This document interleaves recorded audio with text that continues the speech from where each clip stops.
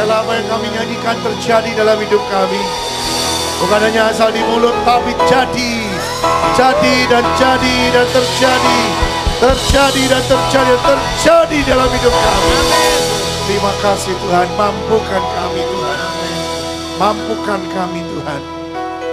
Karena kami tahu kami tidak mampu. Hanya karena Engkau, hanya anugerah-Mu yang memampukan kami. Mampukan kami setiap waktu. Mampukan kami Tuhan. Mampukan kami.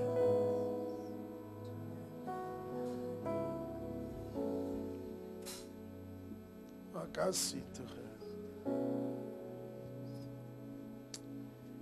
Makasih Tuhan, makasih Tuhan. Kau lihat tiap pribadi kami semuanya. Biarlah kehendak-Mu semuanya yang jadi. Oh Jesus, oh yeshi kiki karada mana nama ya shi darada bayas. Terima kasih Bapa. Menjadi kerinduanku. Mampukan. Terima kasih Bapa. Makasih Bapa. Jesus, I love you Lord. I love you Lord. And I lift my voice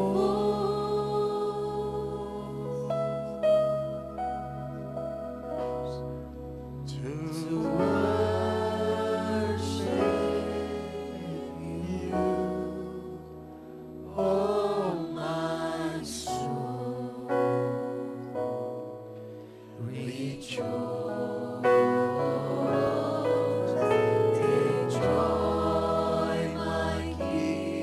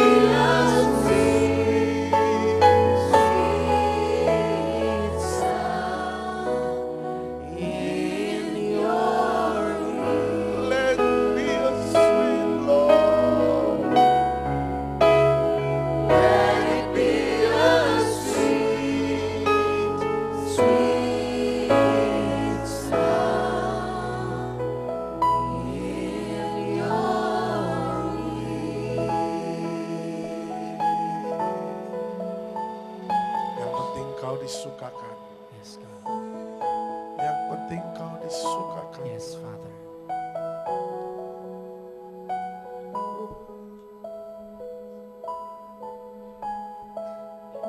Ada nama Yesus, ada nama Yesus. Oh Yesus, ada nama Yesus.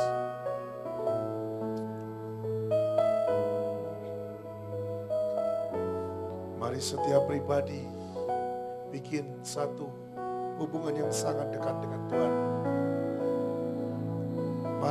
Mari datang kepada Tuhan. Datang kepada kekasihmu, datang kepada Rajamu, datang kepada sahabatmu, datang kepada Bapamu.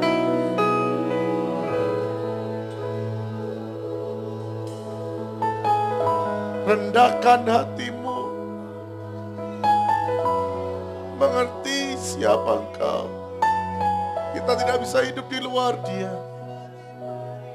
Datang dengan hati ucapan syukur.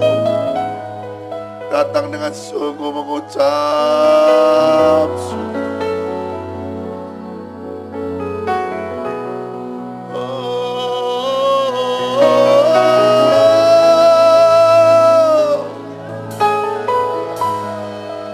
Jesus, my Lord.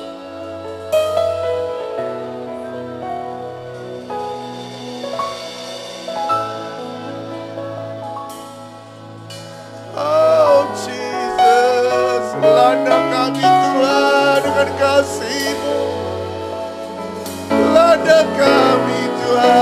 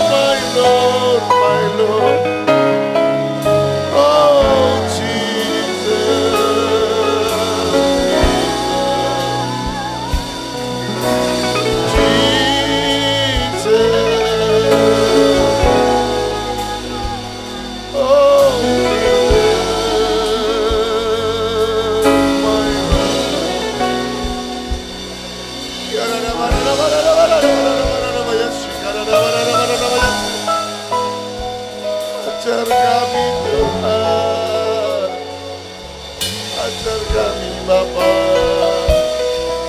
hidup seperti Engkau. Oh Yesus, oh Yesus.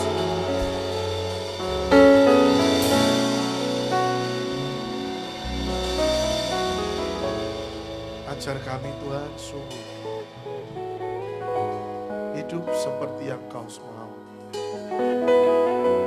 Ajar kami Tuhan, didik kami. Jangan lepaskan kami Tuhan.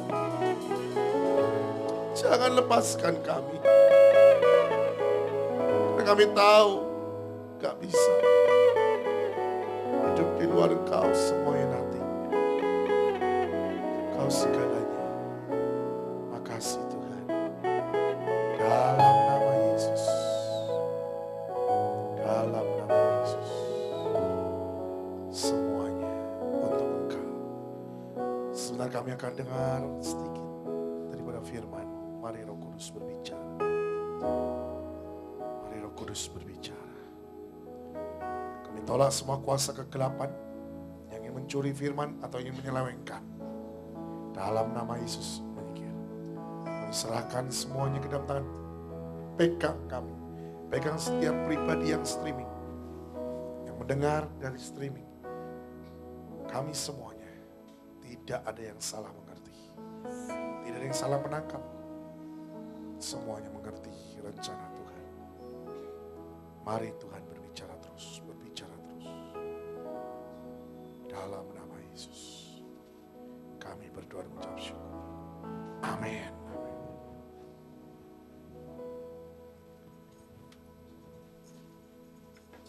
Kita tahu bahwa semua yang terjadi dalam hidup ini tidak ada yang di luar daripada seizin Tuhan. Semua itu seizin Dia. Kalau kita mengerti akan hal itu, apakah kita mau berkata hanya yang baik saja? Atau kita berani berkata semuanya? Kalau kita berani berkata semuanya, berarti kita harus konsekuen dengan apapun yang kita sedang alami. Mungkin tidak sama dengan pikiran kita. Mungkin tidak sama dengan cara pandang kita. Mungkin tidak sama dengan apa yang kita kehendaki. Tapi kita harus berani berkata, itu yang terbaik. Terima kasih Tuhan. Apapun, itu yang terbaik. Mari kita buka firman Tuhan di dalam Lukas pasal yang keempat. Lukas pasal yang keempat ini berbicara tentang pencobaan di padang gurun. Tapi intinya kita mau berbicara tentang kehidupan Yesus. Lukas pasal yang keempat.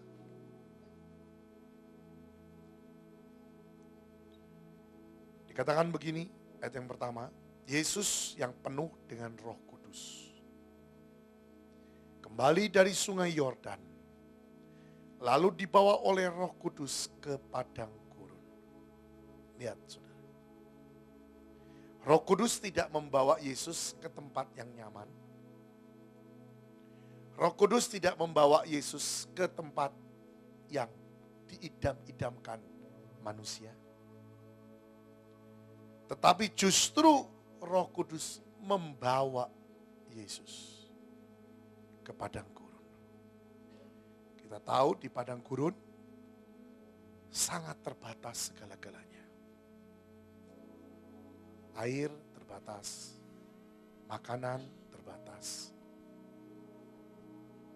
Tapi justru itu yang dihadapkan oleh Roh Kudus kepada Yesus. Seringkali manusia tidak mau masuk di dalam pembentukan. Jujur, kalau namanya proses, tidak ada yang suka. Tapi saya mau katakan, ternyata kita baca hari ini, Yesus memulai segala-galanya dari proses. 30 tahun dia mulai kerjakan visi dan misi yang sesungguhnya. Umur 30 bukan umur yang masih istilahnya remaja. Dan kalau kita lihat umur 12, Yesus sudah jago akan firman. Umur 12, Yesus sudah bisa berdialog, berargumen dengan ahli-ahli Taurat yang jago-jago firman. Umur 12 loh. Tetapi umur 30 dia baru keluar menunaikan semuanya. Lihat, kira-kira ada 18 tahun Yesus menunggu. 18 tahun bukan waktu yang pendek. Tapi dia siap. Dia lakukan. Dia setia. Saudara dan saya kadang-kadang nunggu janji Tuhan baru berapa tahun, belum sampai 10 tahun mungkin. Sudah kepahitan, mungkin berkata, mana Tuhan? Janjinya mana? Terus ngomong gini, firman ini ada enggak sih? Bener enggak sih firman ini? Yesus ini benernya ada atau enggak ya? Lihat, Tuhanmu sendiri 18 tahun menunggu. sampai tepat dia keluar 30 tahun. Hari ini kita sadar sungguh-sungguh. Hari ini kita sungguh-sungguh bisa mengerti bahwa kalau Yesus berkata, nak, proses jalani. Ayo nak, pendidikan, padang gurun, ayo jalani. Jangan pernah berontak. Karena tempat itu, di tempat itulah sebenarnya kita bisa lebih dewasa dan kenal siapa itu Tuhan. Di tempat itulah sebenarnya kita akan hidup dari mujizat menuju pada mujizat kedua, ketiga, dan keempat.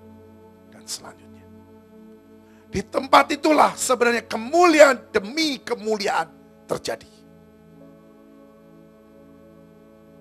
Sudah bisa ngerti? Jadi, banyak orang berkata, aku mau lihat mujizat. Aku mau ngalami mujizat. Tapi, nggak mau di padang gurun. Nggak bisa. Saya mau buktikan bahwa Yesus di padang gurun, Yesus benar-benar hidup dari mujizat demi mujizat. Oke, kita baca lagi. Lihat. Ayat yang kedua. Di situ ia tinggal 40 hari lamanya dan dicobai iblis. Selama di situ ia tidak makan apa-apa dan sesudah waktu itu ia lapar. Lihat. Apa enggak mujizat itu? 40 hari, 40 malam tidak makan apa-apa. Siapa di sini yang kuat? Ayo, enggak makan. Jangan 40 lah. 10%-nya 4 hari saja. Ada yang ngomong gini, kenapa ya aku kok jadi enggak bisa mikir ya? Semuanya blank. Ada apa ya ini ya? Terus langsung berdoa, serangan setan. Itu bukan serangan setan, perut kampung tengahnya kosong. Saudara. Loh, banyak kali jujur. Saya ini ketemu dengan orang, aduh Pak, gak bisa mikir. Tunggulah sebentar ya, saya buka puasa dulu barusan mikir. Loh. Yesus 40 hari loh saudara. Gak makan. Itu mujizat. Jadi saya percaya, justru di tempat di mana proses Tuhan itu terjadi dalam hidupmu dan hidupku. Itu sebenarnya tempat di mana mujizat demi mujizat terjadi. Kalau kau dan saya bisa tangkap setiap kesempatan yang Tuhan berikan, di situ akan namanya imanmu bertumbuh. Di tempat itulah engkau juga akan kenal siapa itu Tuhanmu sesungguhnya. Kalau di masa-masa yang enak, yang nyaman, gak akan kelihatan mujizatnya.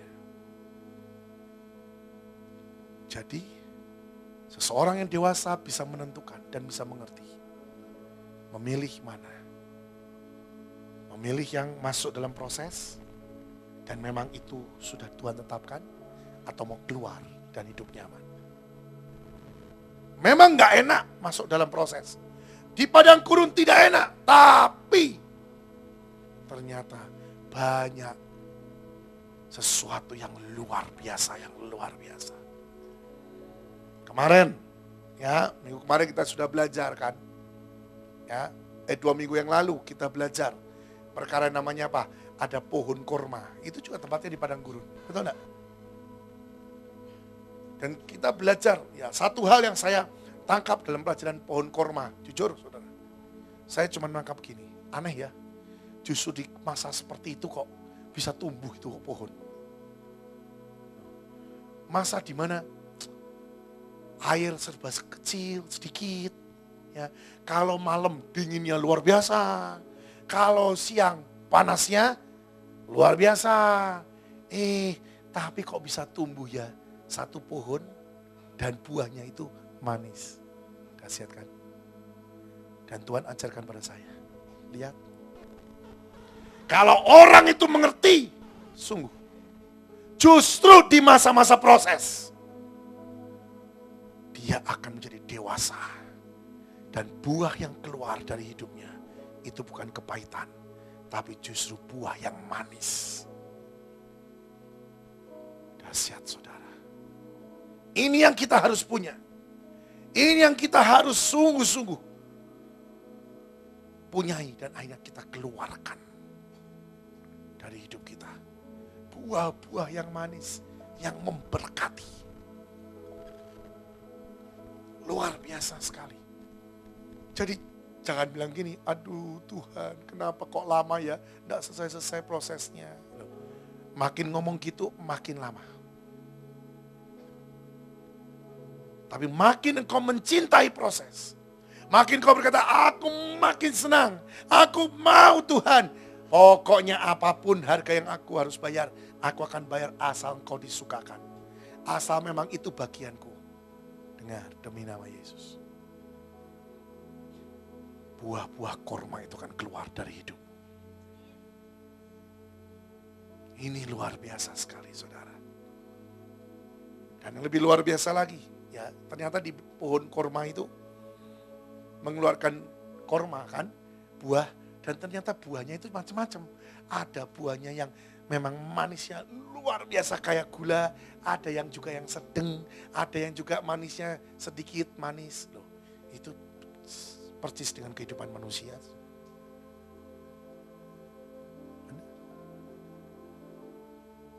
Dan semua keputusan ada di dalam hidupmu sendiri.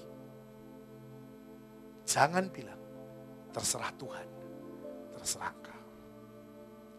Nah bagaimana sih sebenarnya supaya menghasilkan buah yang manis pada waktu diproses? Yang pertama, jangan ada unsur lain yang kau makan sebenarnya. Pohon tuh ya, kalau dia bisa dapat airnya bagus, sari-sari makanan yang dia bisa terima, maka dia akan mengeluarkan buah juga manis.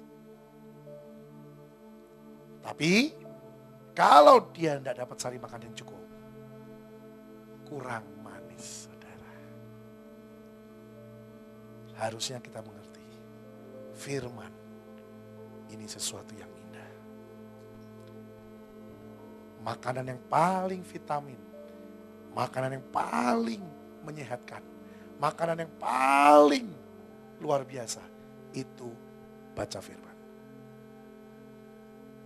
Dan saya alami sungguh, seseorang yang firmannya banyak, yang pertama saudara, cara memandang beda dengan orang yang cuman sekedar punya fondasi firman.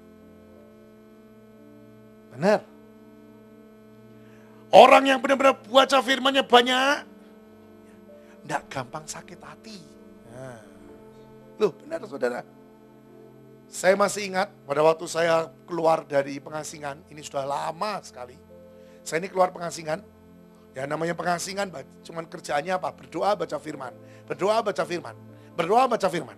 Enggak baca koran, enggak baca majalah, enggak nonton TV, enggak dengerin radio. Ya, zaman dulu jarang radio Kristen lagi. Ya, jadi bacanya firman, doa. Firman, doa. Selesai pengasingan, saya keluar. Saya biasa nganter-nganter. Memang kerjaan saya dulu kan menganteran, saya nganter. Laki nyetir. Sebelah saya ini mulai ngobrol dengan saya. Sebelah saya mulai ngomong. Kenapa ya kamu kok diomongin orang begini.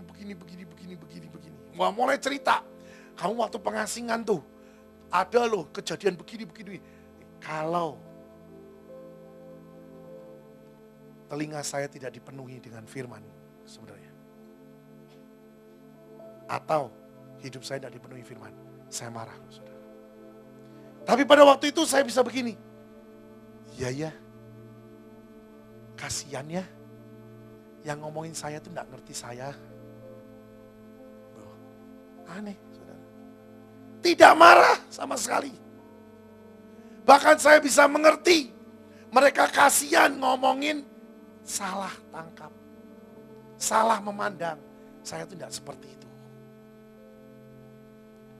Pada waktu itu semua itu terjadi, saya mulai berpikir, iya ya, kenapa saya kok bisa begitu ya? Kok saya tidak marah ya? Kok saya tidak jengkel?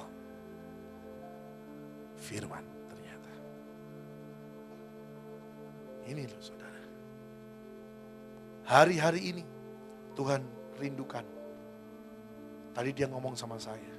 Tuhan katakan, nak, tambahi baca firman-Nya. Dan hari ini saya kasih tahu kalian semua. Yuk tambahi baca firman-Nya. Bukan apa-apa. Serangannya makin kuat. Saya mau katakan, serangannya makin kuat. Yuk baca firman. Jangan bangga engkau sudah dipakai Tuhan. Ingat, Saul itu dipilih Tuhan. Ya kan? Betul enggak? Sampai sembunyi-sembunyi ketahuan. Dan dia dipilih jadi raja pertama bangsa Israel. Pada waktu dia dipilih jadi raja, dia diurapi. Dan dia diberikan, segala macamnya. Kenapa? Bahkan firman berkata, ada banyak orang menyebutkan dia nabi juga. Dia bisa bernubuat. Dia dapat pengurapan khusus. Luar biasa kan? Dan kemana dia pergi, perang, menang. Tidak gagal. Tapi lihat, akhir hidupnya, neraka. Kenapa? Karena Saul tidak punya kehidupan pribadi bergaul dengan Tuhan. Itu kuncinya. Saul dipakai secara luar biasa. Saul dahsyat. Tapi pada waktu Daud muncul, iri hati muncul. Mulai iri dengan Daud. Dan itu yang membinasakan akhirnya hidupnya. Kenapa?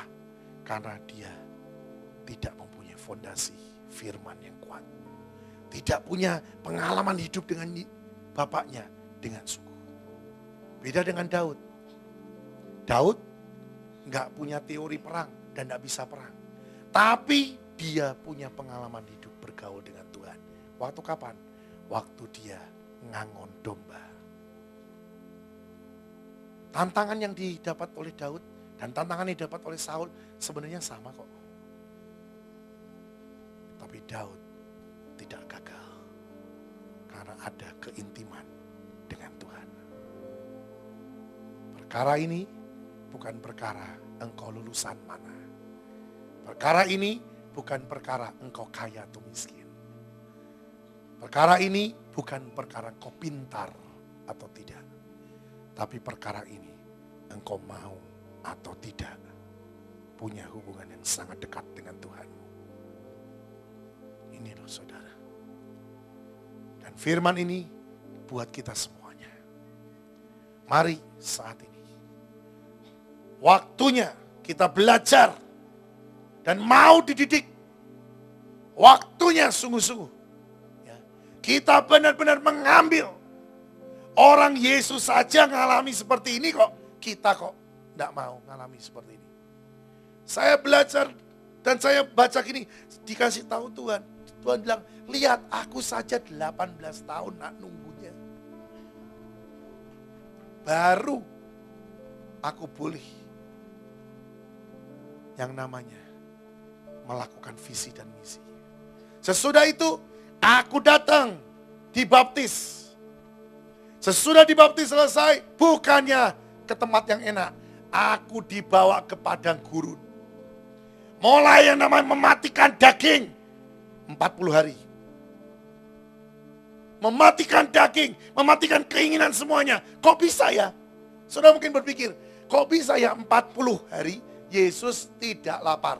Tapi firman ngomong, setelah selesai 40, dia baru lapar. Ini aneh. Ini janggal. Dan pada waktu saya tanya sama Tuhan, ini janggal Tuhan, kenapa kok engkau tidak lapar di 10 hari? Kenapa kau tidak lapar di 20 hari? 40 hari selesai baru lapar. Kok bisa ya? Tuhan bilang, itu yang harus engkau pelajari. Seseorang yang masuk alam supranatural, maka sesungguhnya seluruh kehidupannya akan jadi satu seperti Bapa di surga. Dan itu yang dikatakan di dalam firman. Sebenarnya kerajaan surga itu bukan nanti, tapi sebenarnya sudah ada di antara kita. Ini yang dimasukkan firman itu. Jadi sebenarnya kalau engkau mau, engkau bisa untuk masuk dan tinggal di dalam alam supranatural. Dan itu bukan sesuatu yang susah loh saudara. Tapi alam supranatural adalah alam yang dimana dimensinya itu beda dengan dimensi dunia. Dimensinya adalah apa? Penuh dengan mujizat. Yang tidak ada jadi ada. Yang tidak mungkin jadi mungkin. Jadi sebenarnya ini sudah dibuka oleh Tuhan. Tergantung saudara mau atau tidak. Saya kemarin barusan pulang dari Situbondo. Seorang datang ke saya, share dengan saya. Dan dia berkata, luar biasa Tuhan. Saya berkata, apa maksudmu? Luar biasa. Ayo cerita dong. Ini perkara persawahan saudara. Dia ini belajar bertani dengan pakarnya petani di daerah itu. Saudaranya sendiri Mas Ian. Jadi dia belajar. Dia pokoknya dikasih tahu apa, dia nurut. Dikasih tahu apa, dia nurut. Sekarang saudara, Tuhan mulai bekerja. Ya. Dia punya tanah, ya kurang lebih sehektar. Nah si gurunya ini punya tanah, ya kurang lebih 2 hektaran lah di sekeliling dia. Pada waktu mulai ditanam dan mulai tumbuh, dilihatkan sama yang punya dua-duanya. Baik saudara kita ini juga dengan saudaranya dilihat. Terus yang gurunya ini ngomong gini, aduh tanamanmu jelek. Betul saudara, dia ngelihat padinya dia, ya belum jadi padi sih, bakal padi jelek saudara. Dia ngomong gini, Tuhan jelek. Nah terus dia ngelihat padinya saudaranya, bagus. Tapi dia bilang gini, dalam hati, pokoknya Tuhanku besar. Apa yang dia lakukan? Dia bawa tumen, dia mulai tumenin padinya. Wah ladangnya ditumenin sama dia. Sudah tahu apa yang terjadi sekarang? Luar biasa. Punyanya dia bagus, top. Punya saudaranya yang gurunya itu gagal. Kebalikan. Sampai yang saudaranya ini bilang gini, kok bisa ya? Punyamu berhasil, aku kok yang gagal. Apa? Apa sih resepnya? Nah, mulai. Ingat, dengar baik-baik. Ini waktunya. Anak-anak Tuhan yang sungguh-sungguh dekat dengan Tuhan, yang punya keintiman dengan Tuhan, akan dibedakan dengan orang-orang. Engkau harus sadar, engkau harus tangkap ini. Kita waktunya dibedakan. Kalau saudara sama, salah jalan berarti. Kalau beda, itu yang benar. Sampai petaninya ini ya, ditanya sama saudaranya itu, kamu kasih apa ke tanahnya ini? Dia bilang, enggak, sama, sana semprot, ya sini semprot. Semuanya sama. Loh kok beda hasilnya? Terus petani yang buka kartu gini, tapi Pak, ada satu sih sebenarnya, tapi saya nggak tahu itu apa. Apa maksudmu?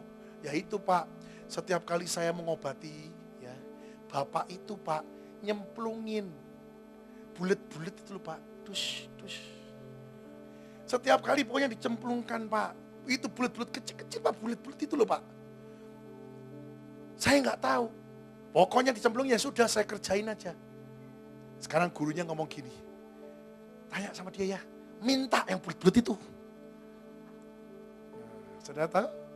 Itu tandanya anak-anak Tuhan luar biasa. Amin. Terus yang kedua, gurunya ini sampai bingung sudah. Ya saudaranya sendiri. Aneh ya. Kamu itu kok bisa pas sekali. Hujan lebat. Kalau mau panen, berhenti. Panen selesai, ya, panen sudah diangkut semua, hujan lebat lagi. Kok bisa gitu ya? Kalau punya saya kok nggak bisa ada jedanya berhenti. Kalau udah hujan ya hujan terus jadi gagal panen. Lihat, sudah waktunya dibedakan. Dan kau harus tahu. Jadi kalau kita disebut orang-orang aneh, biasa. Dan itu justru kemuliaan Tuhan harus terjadi dalam hidup kita. Kemarin, saya tidak tahu ada apa ya waktu itu ya. Pokoknya saya dari kamar ketemu Denis, HP saya jatuh, pipi saya. Jatuh itu sampai baterainya lepas. Tak ambil, tak masukin, nggak jalan lagi. Sudah mati. Tak lepas lagi, masukin lagi, mati tetap. Sama Denis, pokoknya dimacemin, sama Mami juga dimacemin. Pokoknya dicoba-coba, mati terus. Ya sudah mati. Sampai dicoba ke komputer, tidak bisa juga dibantu. Tak charge, siapa tahu baterainya langsung habis. Enggak juga, nyala. Jadi sudah ditaruh di situ aja. Sudah, saya nyelesain yang lain. Sudah mau berangkat nih, saya pegang baterai saya, handphone saya. Saya ngomong gini, waduh Tuhan kok mati ya Tuhan. Gimana nih mati? Tuhan ngomong gini sama saya, lempar lagi toh.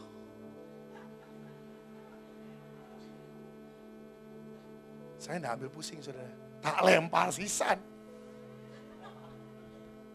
Pada waktu saya lempar, nyala, plus. Loh ini sungguh, saya makanya saya bilang, Tuhan itu luar biasa, aneh, nyata. Jadi nyala ya saya ambil lagi. Tapi jangan ikutin ya. Jangan ikutin, ada rema dulu. Ya, tapi kalian bisa tangkap, kita nih hidup memang di luar daripada sesuatu yang biasa, ya. Karena kita harus hidup dalam alam supranatural, ya.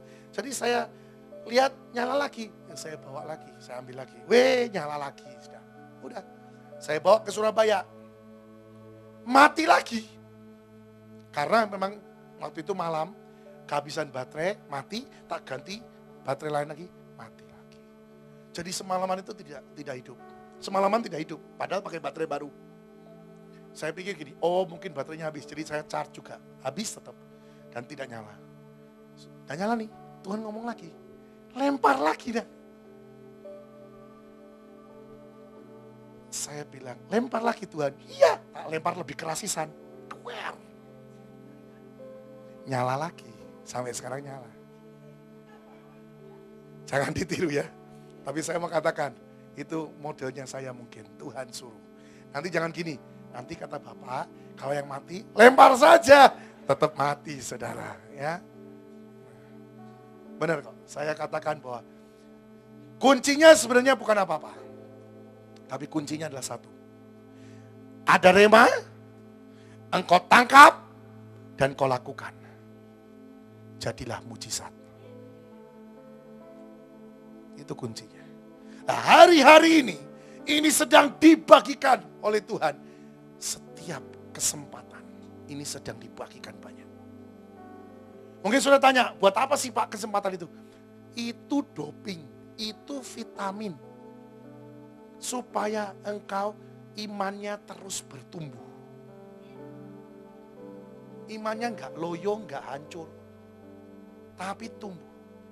Yang kedua, itu supaya engkau terus terpacu, tidak jenuh dan tidak bosan.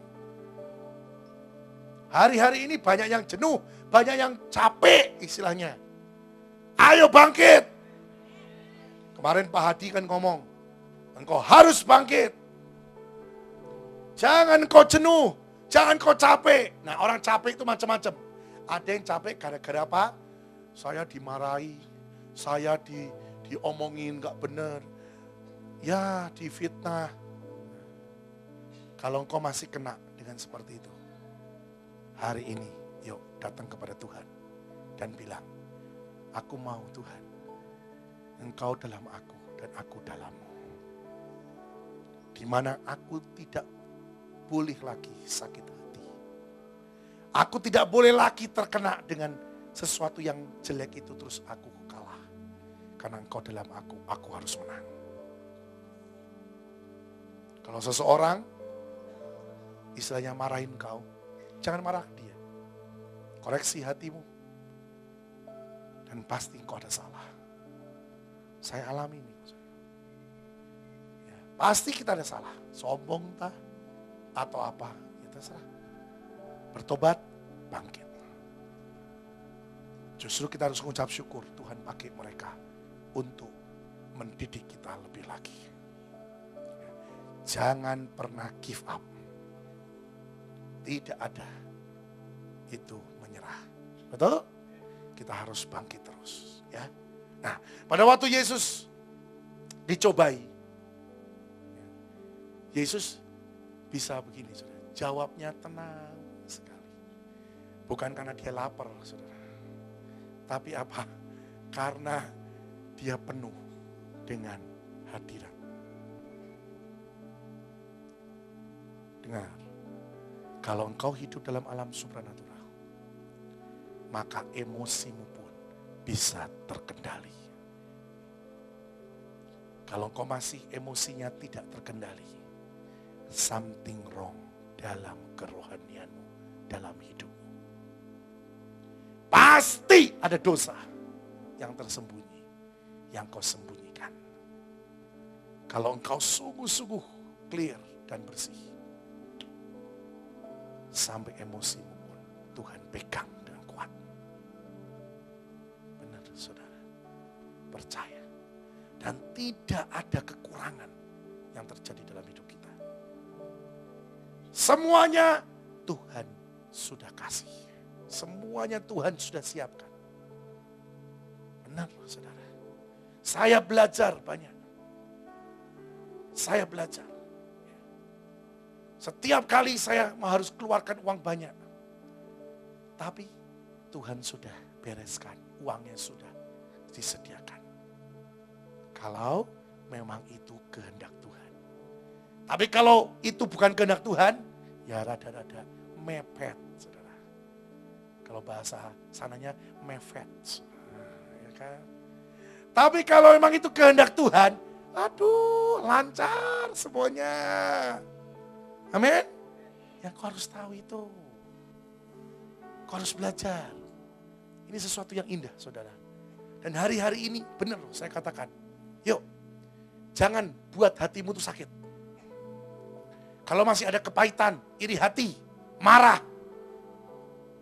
Ada sesuatu yang ganjelan-ganjelan, beresi cepat. Ingat Musa. Musa itu nggak masuk tanah Kanaan.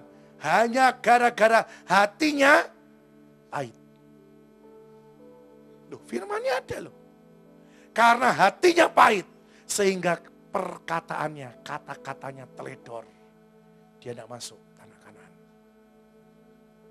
Nah, saudara bisa mengerti. Tahun ini, tahun di mana firman jadi daging, mimpi jadi nyata. Betul? Berarti Kanaan ini sudah di depan kita. Amin. Loh, ini sungguh benar gak? Ya kan?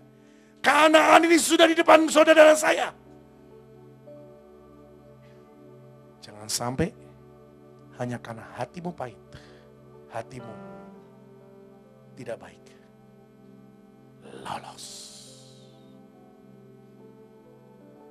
Mari kita baca Yoel pasal 3.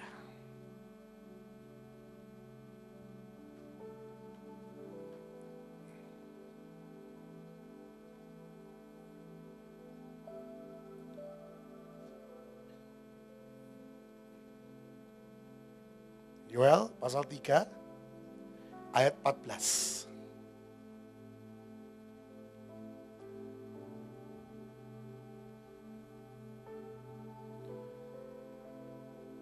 Komputer ada Alkitab nggak?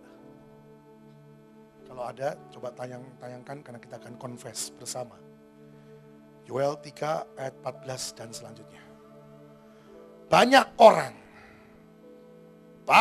orang di lembah penentuan. Ngerti? Ini saatnya. Saudara ada di lembah penentuan. Yang menentukan bukan Tuhan. Kita. Apakah kita mau terus maju atau kita give up, mundur? Ini lembah penentuan, saudara. Baca nanti. Ya, sudah dekat hari Tuhan di lembah penentuan. Matahari dan bulan menjadi gelap dan bintang-bintang menghilangkan cahayanya. Tuhan mengaum dari Sion, dari Yerusalem. Ia memperdengarkan suaranya dan langit bumi bergoncang. Ini sebentar lagi akan terjadi goncangan. Saudara siap dan siap, goncangan ini akan terus terjadi. Ya, dari manapun, jangan ngomong gini, waduh Pak, goncangan itu nanti ada apa Pak? Ada gempa bumi atau apa? Belum tentu. Goncangan yang paling mengerikan adalah apa? Itu loh panah-panah berapi dari si jahat. Goncangan yang mengerikan itu justru yang biasanya tidak dianggap itu loh. Ya, dari sakit hati. Nah, dari apa? Dari sesuatu yang sepertinya aku benar, tapi kok aku dibuat salah terus. Ya, marah, jengkel, iri hati. Ini goncangan-goncangan, hati-hati. Ini bahaya, ini bahaya, ini bahaya. Ya. Tetapi Tuhan adalah tempat perlindungan bagi umatnya dan benteng bagi orang Israel. Maka kamu akan mengetahui bahwa aku, Tuhan, adalah Allahmu yang diam di Sion, gunungku yang kudus, dan Yerusalem akan menjadi kudus dan orang-orang luar tidak akan melintasinya lagi. Dahsyat kan? Pada waktu itu akan terjadi bahwa gunung-gunung akan meniriskan anggur baru. Bukit-bukit akan mengalirkan susu. Dan segala sungai Yehuda akan mengalirkan air. Mata air akan terbit dari rumah Tuhan dan akan membasahi lembah Sidim. Luar biasa. Mesir akan menjadi sunyi sepi dan Edom akan menjadi padang gurun tandus. Oleh sebab kekerasan terhadap keturunan Yehuda. Oleh karena mereka telah menumpahkan darah orang yang tak bersalah di tanahnya. Tapi Yehuda tetap didiami untuk selama-lamanya. Dan Yerusalem turun-temurun. Aku, Yesus, Tuhan, akan membalas darah mereka yang belum kubalas. Tuhan tetap diam di Sion. Ini yang akan terjadi di hari-hari ini. Biarlah saudara dan saya menikmati sesuatu yang dari Tuhan yang luar biasa. Terakhir kali, yuk kita bangkit berdiri. Kita akan confess ayat yang ke-18. Kita percaya anggur baru ini akan terjadi.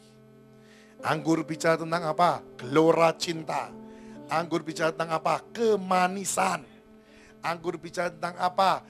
Ingat pada waktu pertama kali Yesus membuat mujizat itu air menjadi anggur, ya kan? Di waktu kapan? Di pesta perkawinan. Artinya apa? Anggur bicara juga tentang apa? Dikembalikan yang namanya hubungan keluarga. Suami istri, ayah dengan anak, dengan ibu, semuanya akan diterpulihkan. Ya, ini waktunya. Kembali dikatakan akan mengalirkan susu. Susu apa? Itu makanan bayi. Ya, makanan pertama kali orang lahir. Dengar baik-baik, ini akan terjadi dalam hidupmu. Tidak ada yang pernah kekurangan lagi. Tidak ada yang miskin lagi. Kita bersama-sama mengaku. Yuk. 1, 2, 3. Pada waktu itu akan terjadi bahwa gunung-gunung akan meniriskan anggur baru.